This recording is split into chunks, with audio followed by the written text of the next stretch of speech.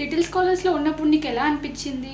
What is your feeling? అంటే little స్కాలర్స్కి రాకంటే ముందు నేను ఎవరితో మాట్లాడకపోతుండే. I used to be like literally an introvert. అసలు లైక్ ఫ్రెండ్స్ అంటే వన్ పర్సన్, ఒక్క ఫ్రెండ్ తోటి. ఆమె మాట్లాడకపోతే లిటరలీ నా లోకంలో నేను ఉంటాను అంతే. క్లాసెస్ వినడం, నోట్స్ రాసుకోవడం, నా పని నేను చేసుకోవడం.